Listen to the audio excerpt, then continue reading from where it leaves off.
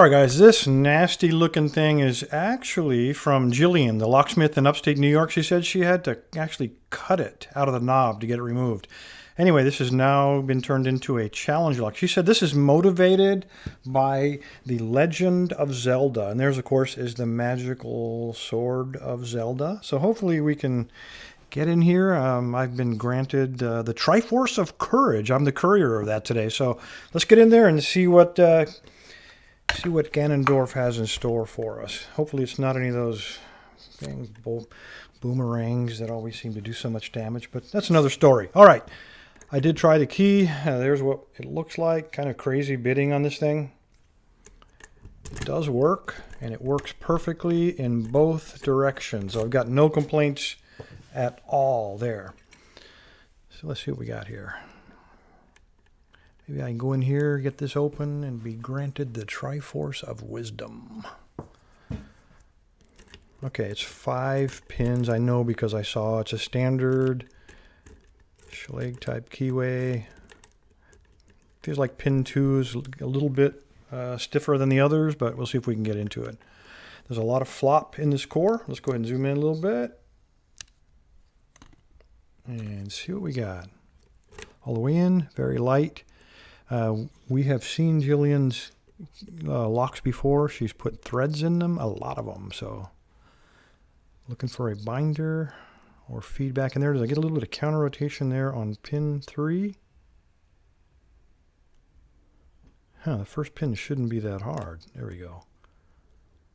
Okay, I think we got it. Very light tension, obviously, because I just almost dropped the wrench. Oh, that was pin 2. I had a little counter rotation. I got a click, and the wrench almost fell out again. I'm going to tighten up on the tensioning just a little bit so I don't keep dropping my wrench. 1 is okay. 2 is okay.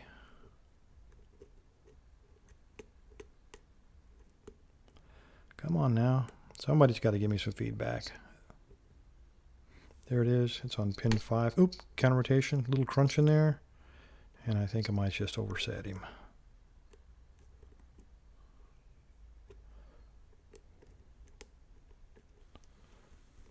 I think something is caught on a ledge.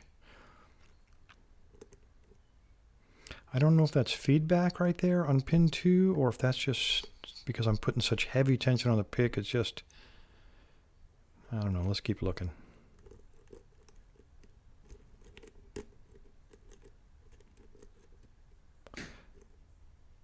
All right, I'm going to try it. That is the only one giving me any kind of feedback. It looks like a little counter rotation. Let's try it. I'm going to lighten up on the tension. Maybe unwind a little bit. Okay, I felt a little click. 2 clicks.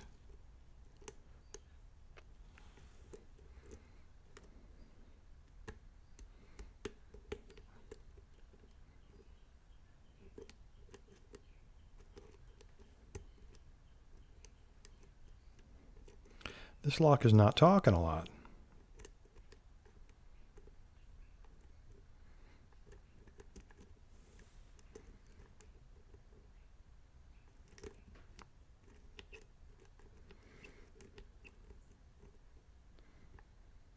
I have very slight counter rotation on 5.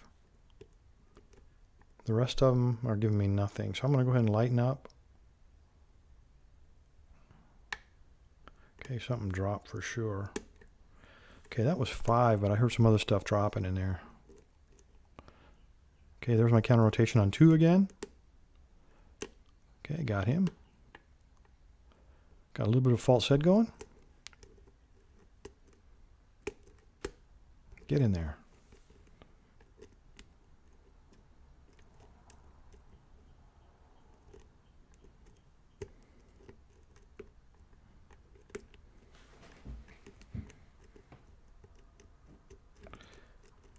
I am thinking all serrated, man.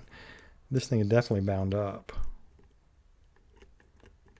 I got the false set. I'm getting a little feedback off of 4.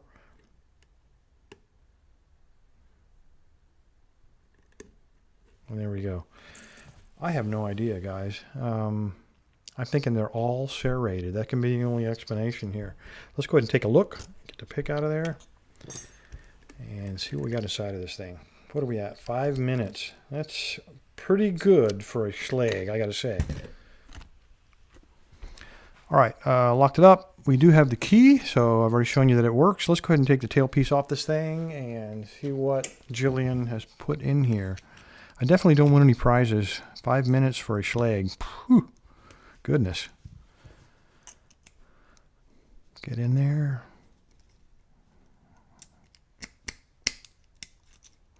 All right.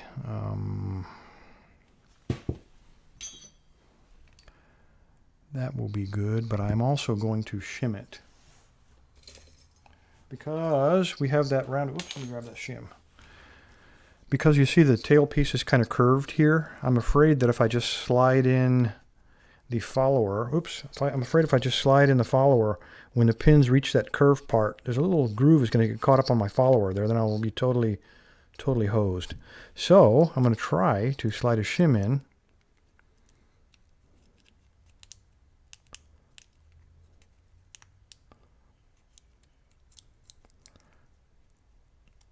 For the entire length of those pins and to block them, and that way they won't be able to fall down on us. All right, let's see if we got that oriented correctly. Yes, and let's go to town.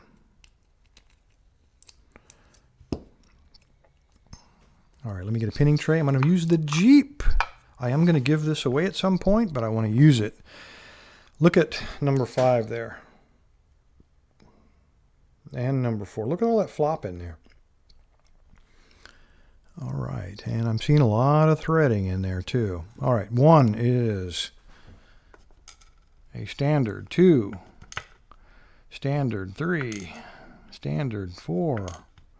Kind of a homemade, very large, 2 spool cuts on it. And number 5 does not want to come out. Very nasty looking. The whole top of that pin has been narrowed quite significantly. In terms of threads, let's take a look here. Okay, so we're looking at 1, 4, and 5. I'm sorry, 2, 4, and 5. Number 1 and number 3 look like they're unmodified. Looking at the body of this, I'm so glad I decided to use that shim. That could have been really nasty. All right, let's see what we got upstairs, Jillian.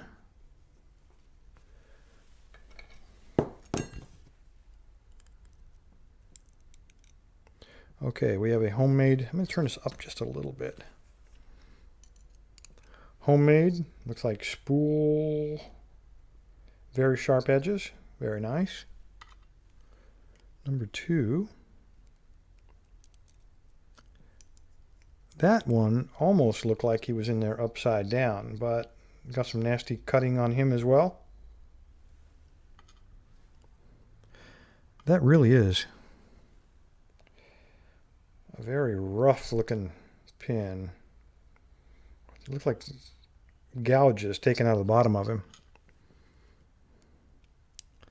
Number 3, another homemade, very rough looking. Turn that guy around. Number 4. Again, pretty rough looking, but if designed to catch those serrations, I think this is probably a good choice.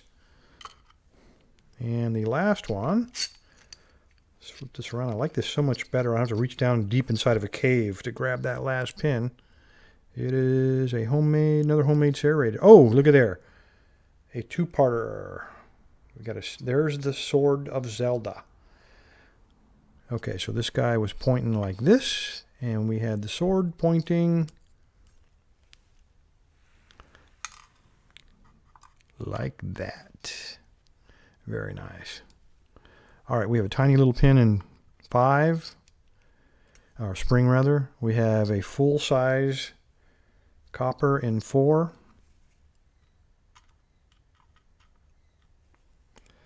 Number 3 doesn't want to come out. Let's start from the other side again. Number 1, another one full size. Come here, you. Number 2, full size. And number 3 is the one that didn't want to come out of there. Jeez. You know what I gotta reach for now, right? I can find it.